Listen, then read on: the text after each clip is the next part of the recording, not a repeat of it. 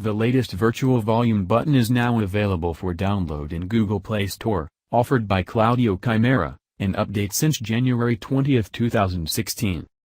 Are you afraid that your volume keys will break soon? Don't you like that Android has no volume control, on YouTube, and in the other multimedia applications?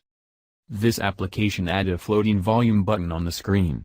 Use it to modify the volume. Do not control ringing volume yet. What's new? Bug fix, added the permission red phone state because some devices require it.